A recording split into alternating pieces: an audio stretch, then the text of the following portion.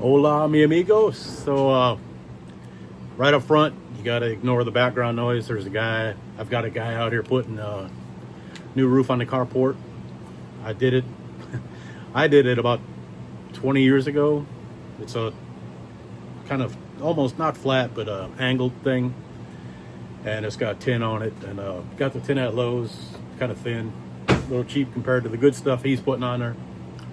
I could have done it again, but I didn't want to. It's easier to write a check and have him do it. So we're doing is got the red car running, tightened up some things yesterday, got everything just about wrapped up. Right now I'm setting the toe with my stuff I made. I should get you off here and show you what it's about. All right, so this is a plate. There's one on the other side just like it. Just a piece of flat aluminum scrap. Little angle stripped across it to beef it up. I've got a little bulge cut out of the tire for the tire, and that's it. I just got a slot. I got bungee cords going across to the other side to kind of keep it snugged up against the tire, and then I take measurements and I adjust the tie rods and eyeball the front, make sure they both look the same. This will get me good enough to get to the alignment shop, because I put a whole different K-member on there. So this one's actually narrower than the Team Z, because it seems like the Team Z had the tires out further. But anyway, so that's that. I'm going to get you underneath here to show you what's going on underneath. All right, guys, a couple things. I lowered it down, back end down, and I put the jack stands back up underneath the front. I forgot to mention earlier, I don't know if you saw it, but when the tires were on the blocks, I had these underneath it. It's just a couple of sheet pieces of aluminum, and there's grease between them, so that when I rotate the tie rod, the tire can pivot without dragging on, a flat, like a piece of wood or whatever. It's just, this will rotate, let it rotate, and I think the grease is just holding it together. But that's all it is. I was fortunate enough to find these where I used to work, but you can buy stuff like this. You can go to Metals Online, I think is where I bought other stuff, and it's reasonably cheap. Shipping isn't bad. So what I've got to do now, drain the coolant, take the radiator out, take the belt off, and pull the harmonic balancer, because you can see on the ground right down there, that's oil. There was a couple of drops of oil on the ground yesterday morning, and I fired it up a couple times yesterday, bled the brakes last night, and there was nothing. Come out here this morning, there's oil on the ground again.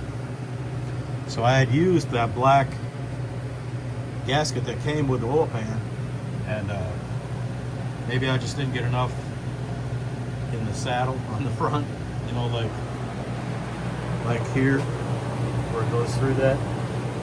So I'm going to take it off, take the harmonic balancer out, down there. Here you go. Pull the harmonic balancer out, see where it's coming from, and then hopefully I can just spray some brake cleaner in there, blow it out, get it nice and dry, and then I can push some RTD in that gap between the oil pan and the timing cover, and it'll stop it, because I don't like leaks. And then sure enough, if I put it on a dyno like this and there's oil on the ground afterwards, Johnny's son, is going to give me guff. I'll try to avoid that. All right, we'll catch up on the next one. Okay, fellas. This is the sound of being a little dejected right now. I went to got it down off jacks. I think I got the oil leak remedied, and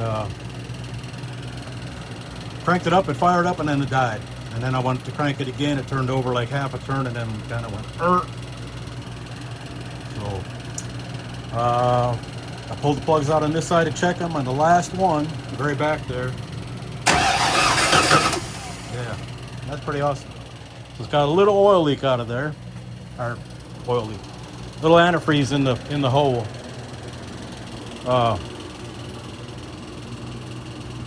So I'm either going to pull the head or I'll probably pull the intake, the upper, retorque it, and then retorque the head, and kind of hope for the best to see how it works out. If it don't, I don't think it's going to seal up.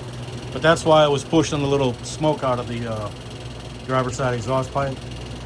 So most likely that head has to come back off. And as you know, I was trying to get this ready for the dyno day. This, the dyno thing is, I'm just interested to see how it works out. If nothing else, I don't get this done, I can run the LTD or even the pickup. I still haven't done the mass air conversion on the pickup. That was going to be next, but that's going to get slid onto the back burner. We'll try to make this work. Today's Tuesday, so I can work on it the rest of today until about 4, and then we got to go to Pensacola. But I'll have tomorrow and Thursday and Friday. Should be able to get it done, I think. But anyway, we'll catch you on the next one. All right, so I pulled the valve cover off, pulled the upper off, retorqued the head. Was not, I got like maybe an 1/8 turn on some of them. That's pretty significant intrusion. So I'm gonna pull the head off. And then I'll check the plugs on the other side, make sure they are good. And I was thinking about it. I kind of did this to myself. I spilled my bottle of the sealant I use on the rocker arm studs on here. So I pulled the head off to clean it, because I had to take the valve springs and stuff off. And when I looked at the gasket, it still looked fine, so I just gave her another shot of the copper spray and stuck it back on there. I should have cleaned it off, kind of zeroed it out, and then stuck it back on, but this is a lesson learned from me. All right, we'll catch you on the next one. All right, guys, we're going to call it a wrap for today. The mid pipe is off, the radiator is out. I got to change the gasket on the water pump backing plate while this is out, and tomorrow we'll get the heads off. We'll get some new gaskets in there. I'm going to use these copper shim head gaskets on something else. I've been scheming since I've been taking this stuff apart. It looks like I might get a chance to look. See, that's still hanging in there. It's recessed a little bit. Might have cured and shrunk while it was in there. But we've had some runtime on it. Of course, draining the radiator, the antifreeze into a plastic tub, one of them ones you get at Lowe's, like a 2-gallon thing. And when I was underneath taking the mid pipe off, I look up and there's a big puddle on the floor. I was like, what the hell's going on? So I get up here and look. Of course, the tote's got a crack in it. So I had to run out and get a bucket, dump that in there, and then I chucked the tote out in the yard. Then I had to go get it because I was thinking the dogs might start licking it. Good times, good times. So anyway, we'll get the heads off here tomorrow. Pull the headers out.